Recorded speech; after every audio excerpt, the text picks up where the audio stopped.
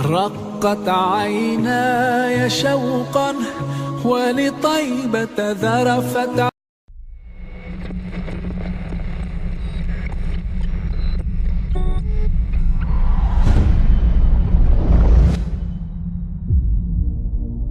What are we doing here? And where are we gonna go? It's like we just woke up one morning and then it's welcome to the show.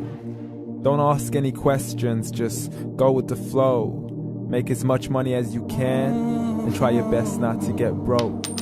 Copy everything you see on the TV, from the hairstyles to the clothes, and don't think too often, just do exactly as you're told. And if you ever get confused, then just turn towards the alcohol. You'll still hear your thoughts, then just turn up the radio as you learn to live a lifestyle of drugs, sex, and rock and roll. But in all honesty, I just need to know, is there more to the cycle than growing and getting old? Living and dying just to leave behind a happy home and a whole lot of property that somebody else is going to own. I just really need to know before the casket's closed, 'cause I'm not willing to gamble with my soul, nor am I ready to take any chances. These are just simple life questions and I'm just searching for some answers. Like, what are we doing here? And what is our purpose? How did we get here, and who made us so perfect? And what happens once we go, or is this world all really worth it? Questions we don't answer because apparently we don't really have to. There's no purpose to this life and our existence is merely natural. Then in that case, please let me ask you, did you create yourself, or was it somebody else who had fashioned you? 'Cause you're a being that's impeccable, faultless and unparalleled. You're a product of supreme intelligence and I'm merely being rational. For there isn't a camera on this earth that can come close to the human eye, nor a computer that can compete alongside the human mind. And if the whole world was to come together, we wouldn't be able to create a single fly. So many signs, yet we still deny.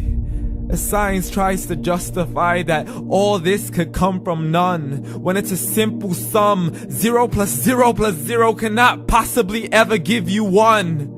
So from where did all this order come? But everything has its origins, a maker, a creator of its own. I mean, the only reason you're watching this video is because somebody had to press upload. So we can believe in the Big Bang, but I'd rather believe in He who caused it to explode. Allah, the creator of everything along with every single soul. The ever-living, the master, the only one who is in control. Unlike his creation, beyond our imagination. And no, he's not a man, nor does he have any partners in association. He's on his own. And no, he did not ever leave us alone. Just like every manufacturer, he left us with an instruction manual. The Quran and Islam, and I'm sorry to jump to conclusions, but it's the only one possible. The only definition of God is the one and only supreme being. It's logical, a book with 0 contradictions, with miracles that are both scientific and historical, all revealed over 1400 years ago. Like the detailed description of the human embryo. The descriptions of the human embryo in the Quran cannot be based on scientific knowledge in the 7th century. To the mountains as pegs holding firm the earth below, and the 2 seas that don't mix in a complete separate flow. To the planets in orbit, alternating night and day as they stay in flow. The expansion of the universe and the creation of everything from H2O. To the stories of the past and the preservation of Pharaoh. To identifying the lowest point in the land where Persia defeated Rome. The gushing fluid that created man in the glands between the ribs and the backbone. And not a word has changed, it's still the same. So please explain how all this was known over 1400 years ago. To a man who couldn't read or write as he would recite whatever the angels spoke. And if you still don't believe, please try to come up with something that's even close. but you can't. So we took God as a mockery and his messengers as a joke. Muhammad could not read or write.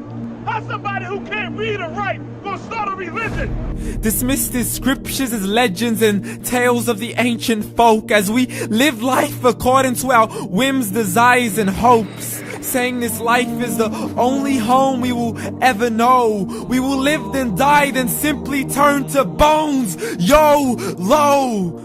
Correction, after the grass dies, the rain arrives and it regrows, and Allah promises to do the same thing to your very soul and bring you back from your very fingertips to your toes, as the all-seeing supreme being watches us so close, and we are surely being tested in our wealth, our health, and our self, and everything that we've been blessed with. So believe, for we will surely be resurrected and be brought back to our Lord and account for every single deed as he hands us our books and orders us to read.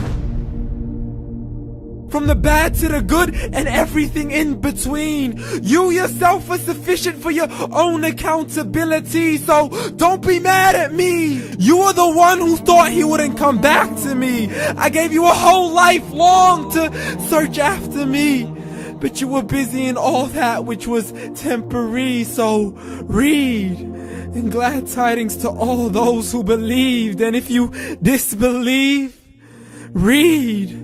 And don't let that day be the first day you find out what your life really means. Read.